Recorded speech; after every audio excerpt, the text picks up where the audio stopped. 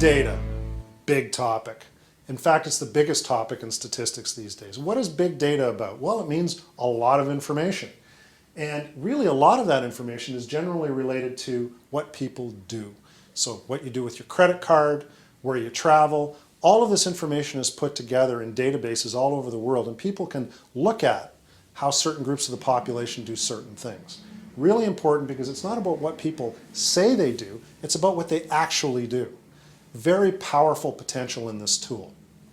However, one of the problems that we have with it is some of the normal statistical things that we use to evaluate the quality of data in general don't really work with big data.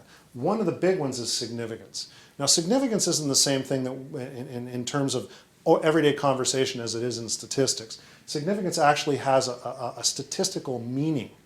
And what statistical meaning is associated with significance?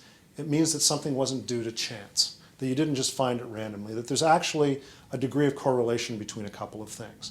The problem with big data is that everything is statistically significant. It's significance without significance.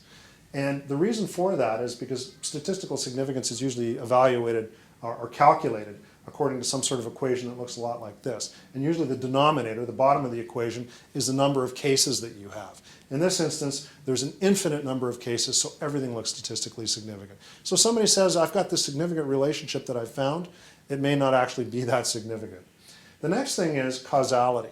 Causality implies that this one thing changing causes another thing to change. So for example, the more education you have, the higher your income is likely to be. So if somebody comes and says, I found this statistically significant relationship, the question is whether or not it's really causal, whether or not this one thing actually causes this other thing. And it's a little murky because of the significance problem. The next thing is, when you evaluate this, you really have to ask yourself the question of validity. Is something valid? Are they measuring what they say they're measuring? And usually a good conversation with somebody and looking at the questions that they used or looking at how they put the data together will tell you whether or not they've actually defined the problem that they're looking at correctly and in a way that you can understand it. Frankly, if you don't understand it, your readers and your viewers won't understand it either. So asking about validity, I think, is a really important thing. And finally, reliable. If I go out and go out and discover this year that education is related to income, higher your education is, the higher your income is, then next year I should find something very similar to that if I did the research in exactly the same way. So just finding it once, yeah, I know you probably feel a need to put that in your reporting, but finding it twice really is something that should be reported because that means it's actually reliable.